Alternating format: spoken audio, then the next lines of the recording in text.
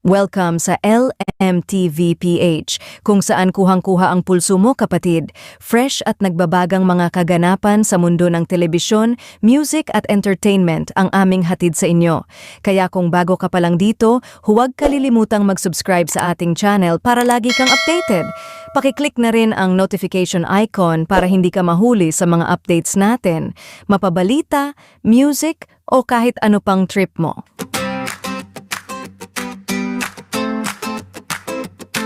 We welcome you sa ating channel. And for this video bibigyan namin muli kayo ng latest updates tungkol sa mga kaganap sa loob at labas ng Itbulaga, TV5 at maging sa iba pang mga topics na may kinalaman dito lalo na sa ating mga dabarkads. Silipin muna natin ang magiging Valentine's Day special sa Itbulaga ngayong Sabado, February 14. Unahin natin yung sa announcement ni Bossing Vic Soto tungkol sa isang mystery celebrity searcher na susubok sa barangay dating mini segment na Heart to Heart. Ayon sa kanya, tiyak na pagkakaguluhan ng mga dabarkads natin ang mystery searcher na ito at ayon naman daw kay Boss Joey De Leon na ang searcher na ito ay may pangalang nag-uumpisa sa letrang A. Pero nilinaw niya na hindi ito si pambansang Bay Alden Richards. So, sino kaya sa tingin nyo ang magiging celebrity searcher ngayong Sabado? Yan ang dapat nating abangan mga dabarkads. At bukod dyan, dahil special edition din ng Gimme 5, laro ng mga henyo lovers, 3 pares ng lovers ang handang magpakitang gilas sa pautakan at pakiligin tayo ng bongga. Sino kaya sa kanila ang mag-uuwi ng jackpot sa 3 pares na ito? So sa unang pares na sasabak, ang beauty queen na si Katrina Legado kasama ang kanyang partner na si James Reynald Dizon. Next naman, hindi pa huhuli ang Miss Universe Philippines 2012 first runner-up na si Janine Tugonon kasama si Maxim. At syempre, ang huling pares na siguradong magdadala ng kulitan at saya, si Jervy at ang kanyang partner na si Luke Wrightson. Samantala, quick update muna tayo about sa mga dabarkads natin na matagal na nating hinahanap-hanap araw-araw sa Itbulaga. Kamakailan lang na nag-viral na isang behind-the-scenes photo ng ating mga singing queens. Kitang-kita rito ang kanilang pangmalakasang pormahan, mula sa leather skirts hanggang sa kanilang iconic maroon and black aesthetic. Ayon sa mga reports, hindi lang basta kanta ang inihahanda nila kundi isang production number na siguradong magpapayanig sa noontime scene. Matatanda ang naging samot-sari ang reaction ng fans noong mga nakaraang linggo dahil sa mga bali-balitang baka raw mawala na ang segment nilang Perifee at pati na rin ang mismong grupo. Pero lahat yan ay nabigyan na ng sagot. Kamakailan lang kasi lumabas ang isang report mula kay News 5 resident showbiz reporter MJ Marfori na tuloy pa rin ang ligaya dahil todo rehearsal na ang ating mga boses anghel na singing queens sa entablado ng Itbulaga. Tama ang narinig ninyo mga kadabarkads. May bagong pasabog na number ang muling ihahandog sa inyo ng ating mga SQ, ang grupong nagbibigay buhay sa segment na Perifee kung saan hindi lang ganda at boses ang puhunan nila, kundi pati na rin ang pakikipagkulitin sa mga dabarkads. Marami ang nagtatanong, ano kaya ang susunod na pasabog ng queens?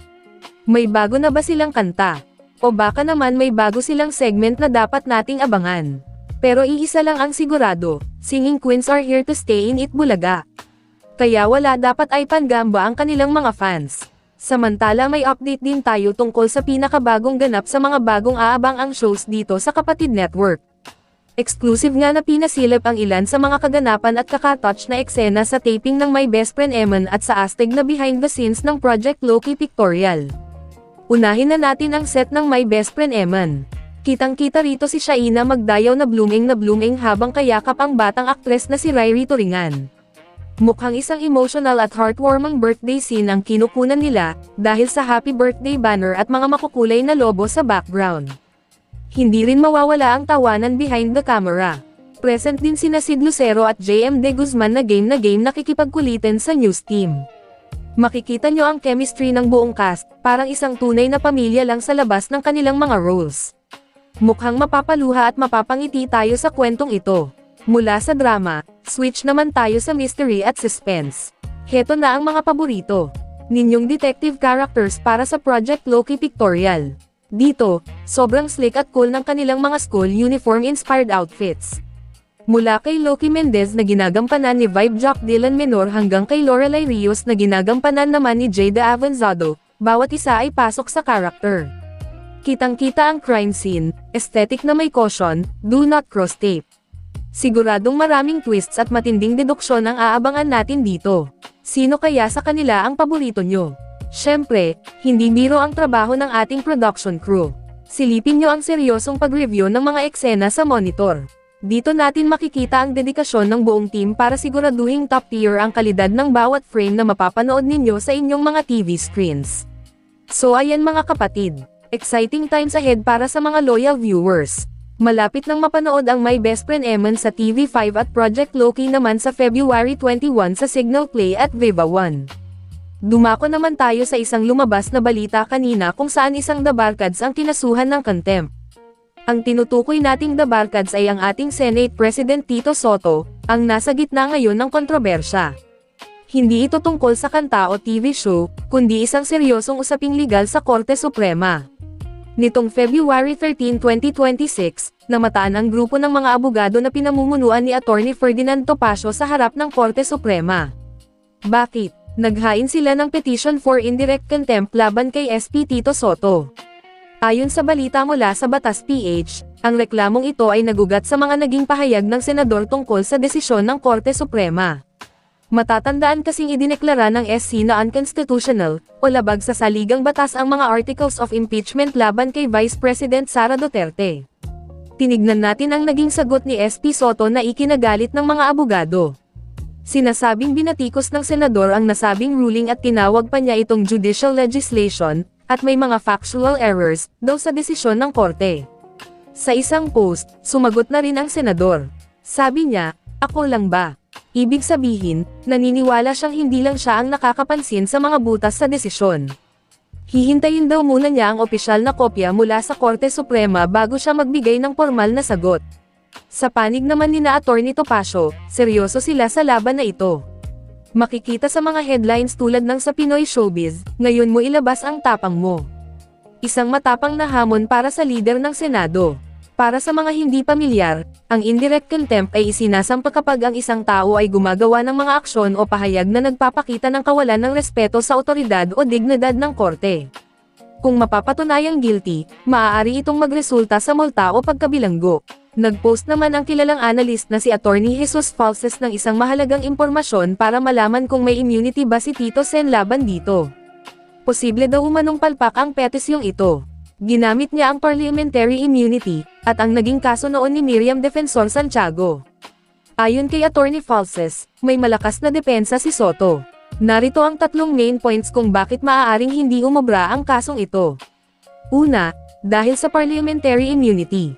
Sa ilalim ng Constitution, Article 6, Section 11, ang mga senador ay may proteksyon o privilege from arrest, sa mga offense na ang parusa ay hindi lalampas sa 6 na taon habang ang Kongreso ay in session. Pangalawa ay ang The Miriam Precedent. Noong 2009 kasi, kinasuhan din si Senadora Miriam Defensor Santiago ng contempt at disbarment dahil sa matitinding salita laban sa SC at kay dating CJ Panganiban. Pero hindi siya pinarusahan dahil sa parliamentary immunity. Pangatlo ang tone of speech kung saan, si Miriam nga na gumamit ng mga salitang gaya ng idiots, at spit on the face, ay hindi naparusahan, paano pa si Sotto?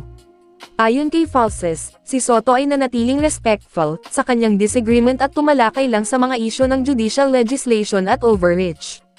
Ang indirect contempt ay may parusang hindi hihigit sa 6 na buwang pagkakakulong. Dahil pasok ito sa less than 6 years, na rule ng Constitution, kahit pa mag-guilty si Sotto, hindi siya basta-basta pwedeng arestuhin habang on session ang Senado. Kaya masasabi daw niya itong isa na namang palpak na move mula sa kampo ng supporters ng Vice President. Sa gitna ng lahat ng usaping ito, relax lang ang kampo ni Tito Sen. Hihintayin daw nila ang opisyal na kopya bago sumagot ng formal.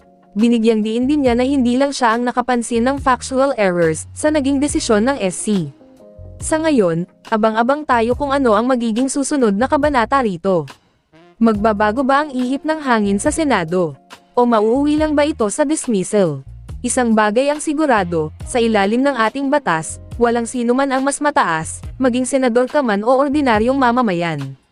Kayo, mga kadabarkads, ano ang opinyon nyo sa hakbang na ito ni Attorney Topacio? Tama lang ba nakasuhan si SP Sotto dahil sa kanyang opinyon, o part lang ito ng kanyang freedom of speech, bilang mambabatas? E-comment nyo ang inyong saloobin sa ibaba. At hanggang dyan na lang muna ang ating update for today. Ano ang masasabi mo sa ating video? Feel free to comment below. At kung nagustuhan mo, don't forget to like and share. Maraming salamat sa inyong pagsuporta at pagsubaybay.